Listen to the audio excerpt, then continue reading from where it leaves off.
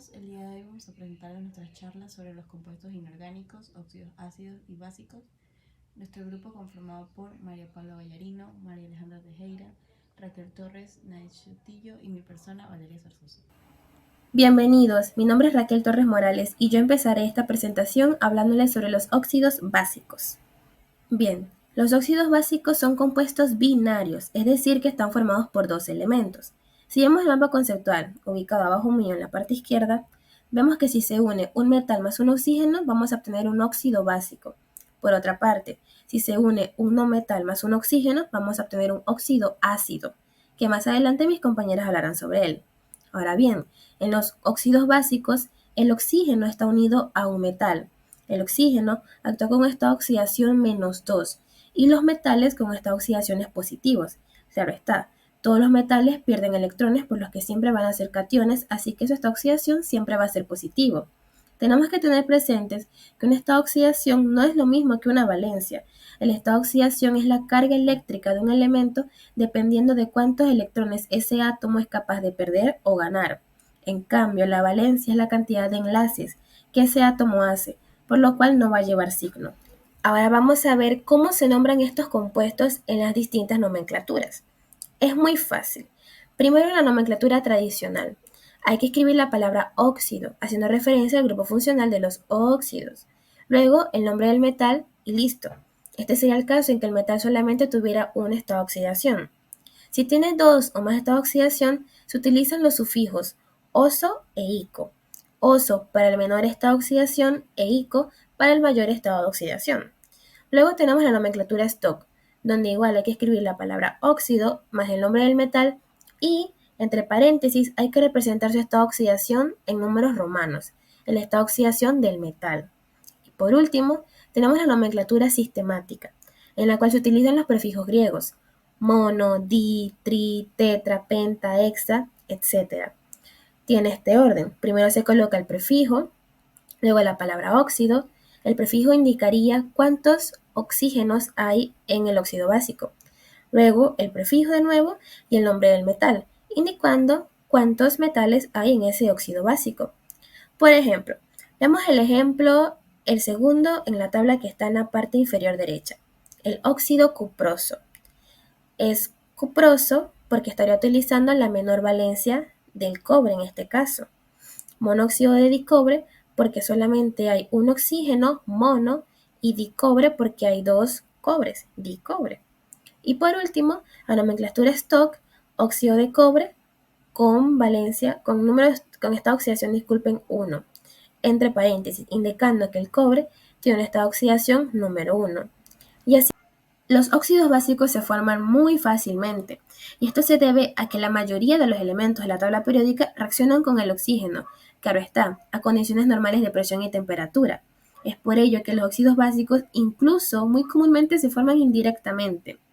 Los metales que forman los óxidos básicos junto con el oxígeno reaccionan con el oxígeno a temperatura ambiente, solamente que lentamente, porque primero se forma esa capa de óxido que protege al metal, como lo vemos en la parte derecha de nuestra diapositiva. Solamente hay una excepción a los óxidos básicos, y es el oro, que se caracteriza por su gran resistencia al oxígeno.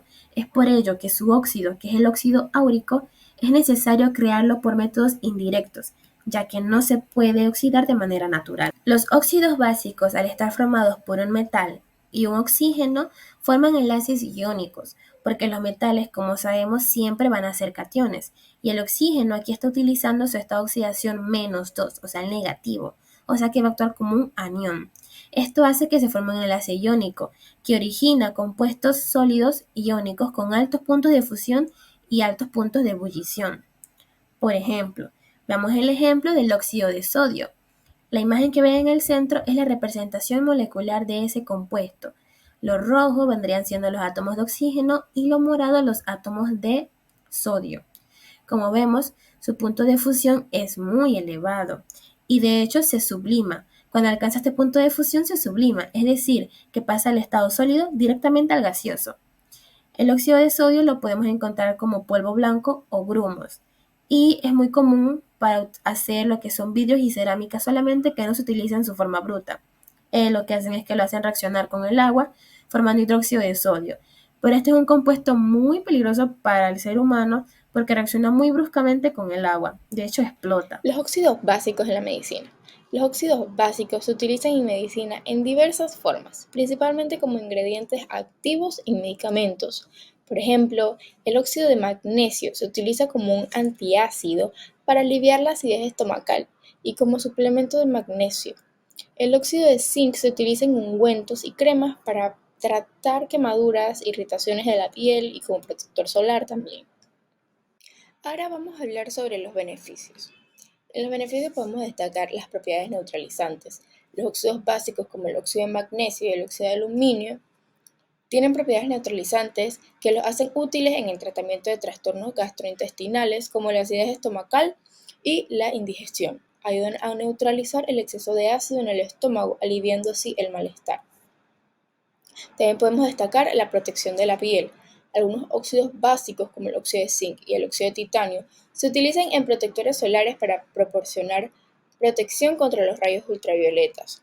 Estos óxidos forman una barrera física en la piel que refleja y dispersa la radiación ultravioleta, ayudando a prevenir quemaduras solares y entre otros daños cutáneos.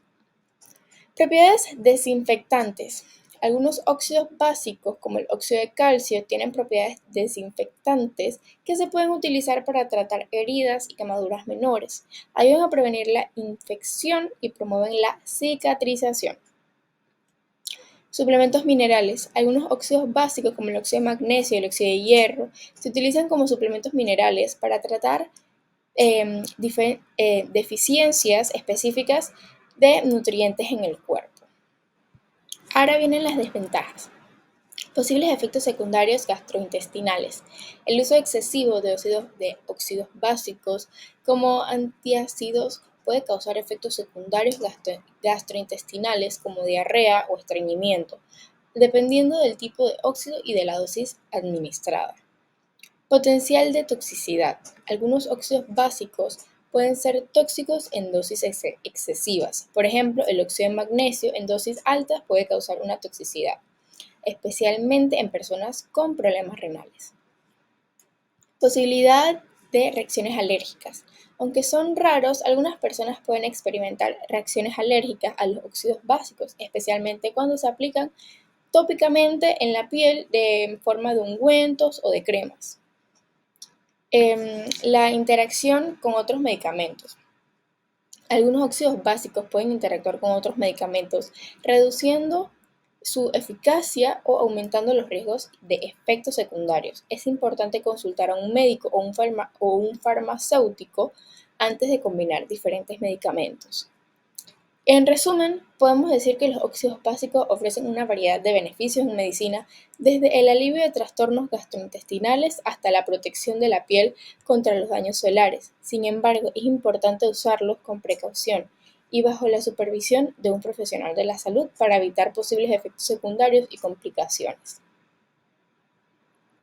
Algunos ejemplos adicionales de óxidos básicos que se utilizan en medicina son el óxido de calcio, que aunque sea usado principalmente en aplicaciones industriales, el óxido de calcio se ha utilizado históricamente en medicina como agente desinfectante y para tratar ciertas afecciones de la piel.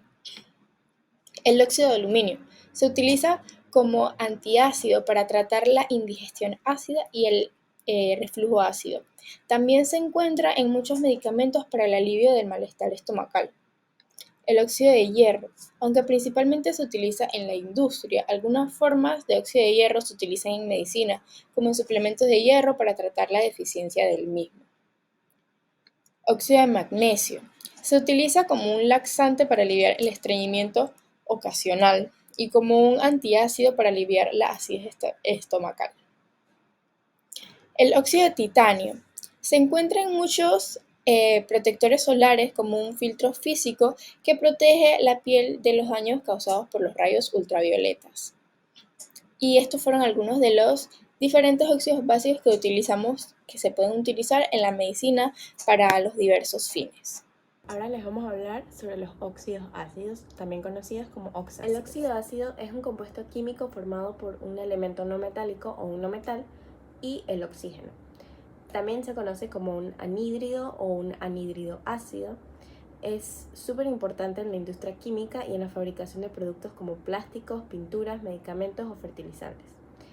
Ellos se encuentran del lado derecho de la tabla periódica, por lo que tienen más electrones en su última capa que los metales, y este número puede variar por lo que tienen varias valencias con las cuales podría unirse al oxígeno. Los óxidos ácidos son considerados unos compuestos químicos binarios.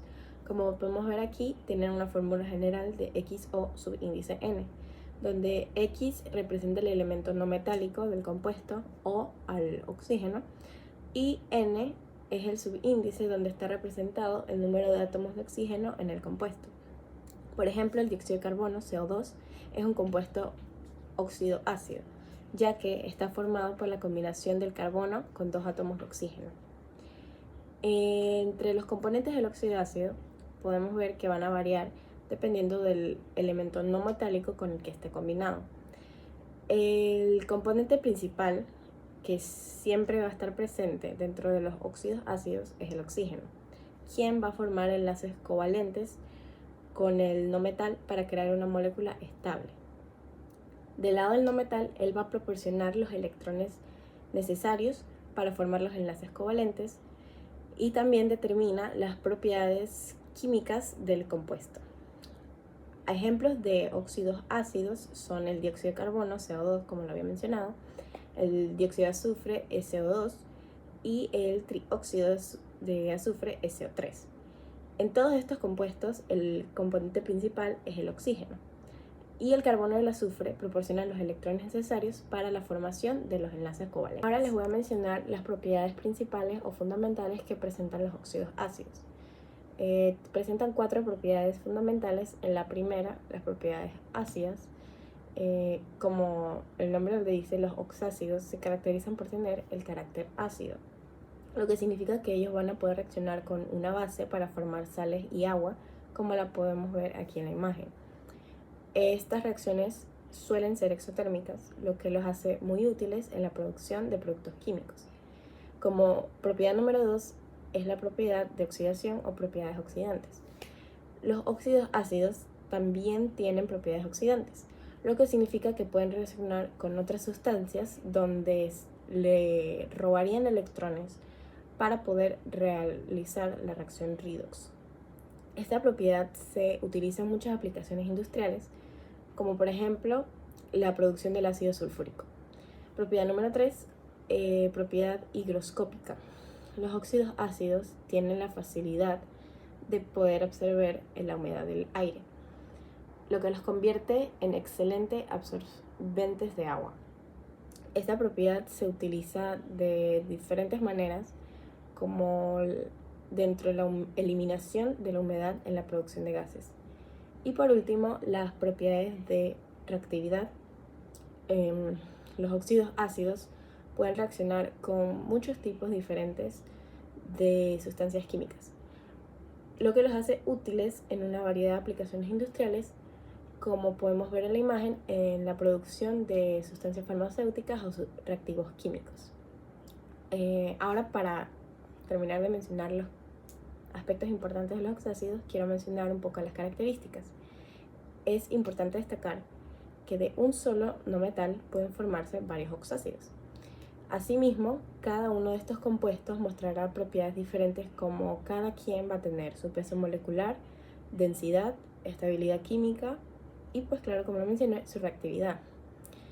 Por otra parte, una característica importante de los óxidos ácidos es que pueden formarse en condiciones muy diversas.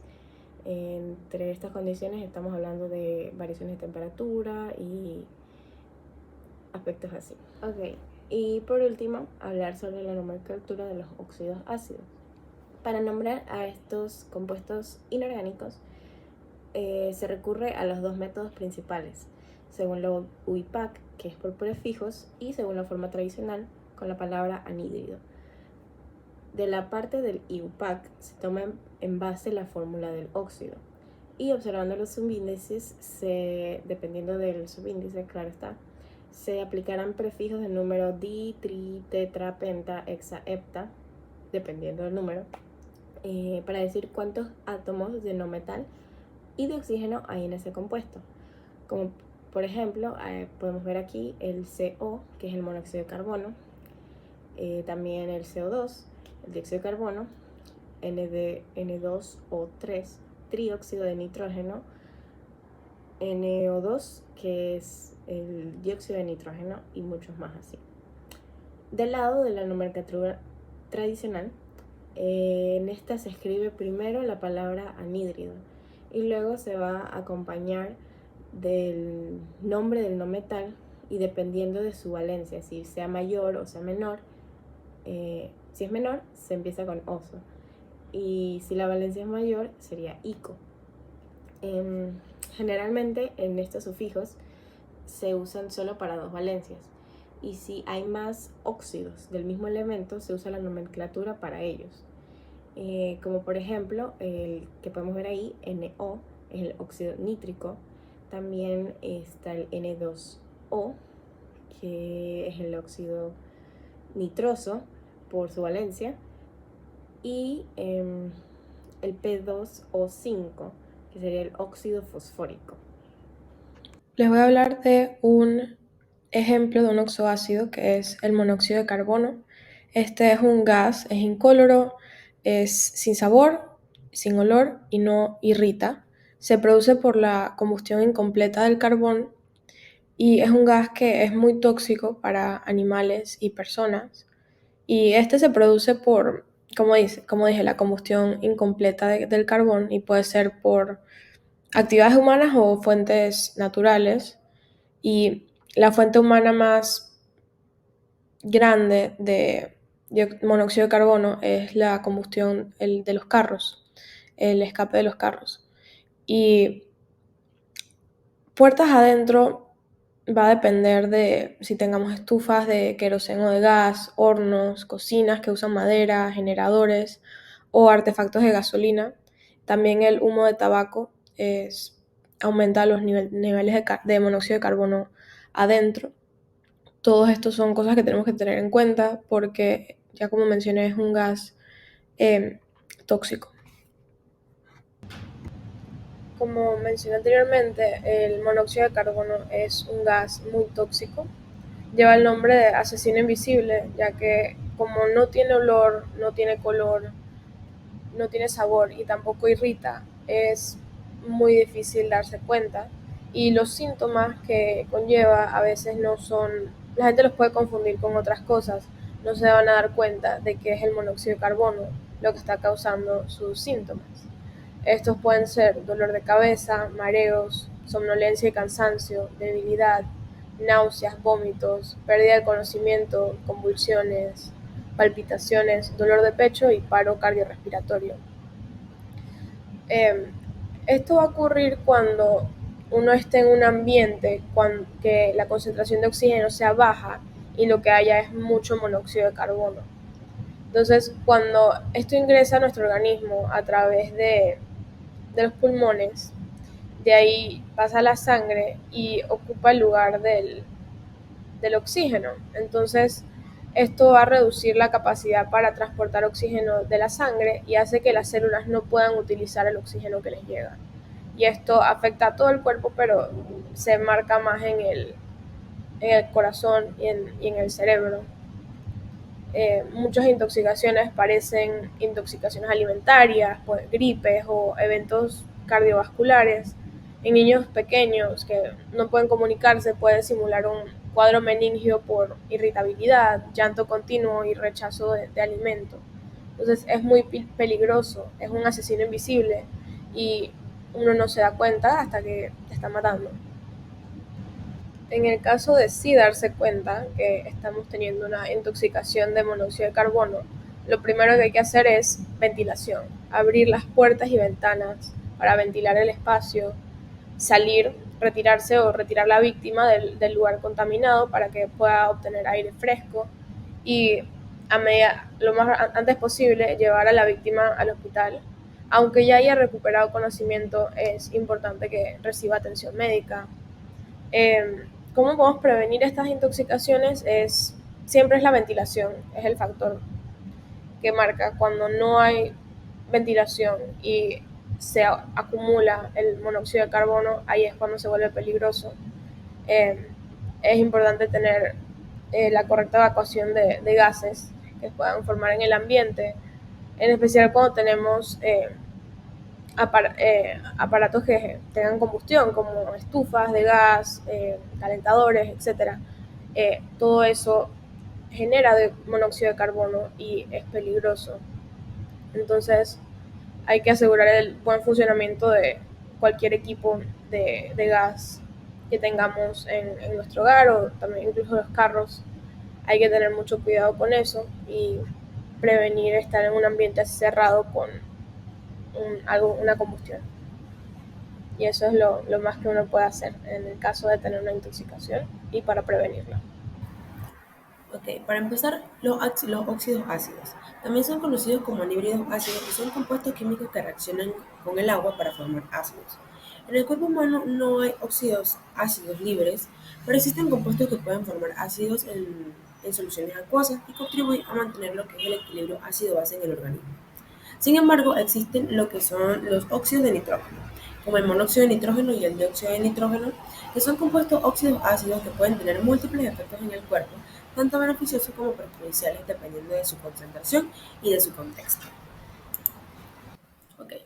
El óxido nítrico o monóxido de nitrógeno. En el cuerpo humano, el óxido nítrico tiene funciones importantes como neurotransmisores, ya que aunque el monóxido de nitrógeno no es un neurotransmisor clásico en el sentido de ser liberado en la sinapsis para transmitir señales de una neurona a otra, puede influir en lo que es la liberación de neurotransmisores en algunas circunstancias. Por ejemplo, ha sido implicado en la regulación de la liberación del glutamato en ciertas regiones del cerebro.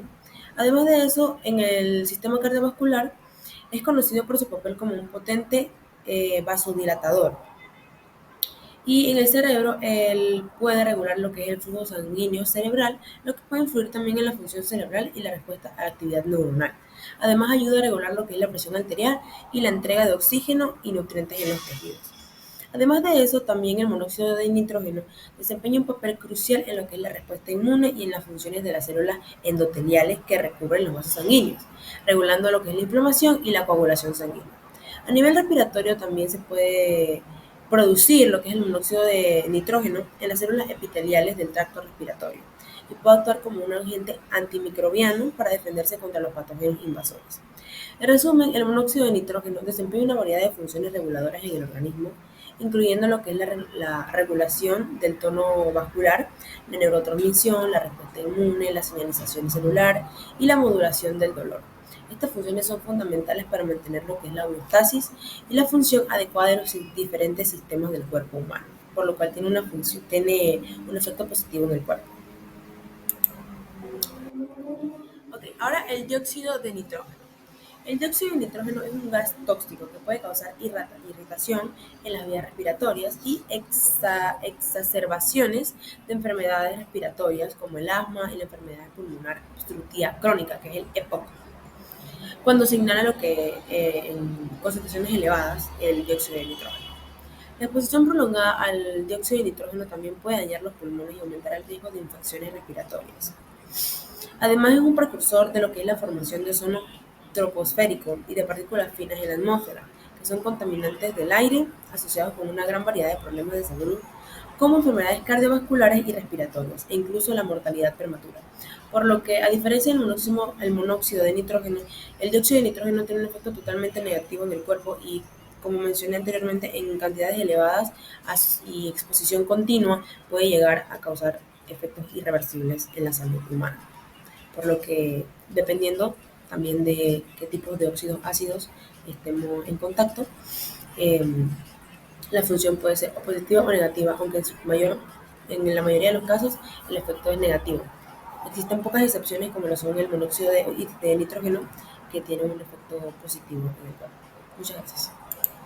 Muchas gracias por su atención.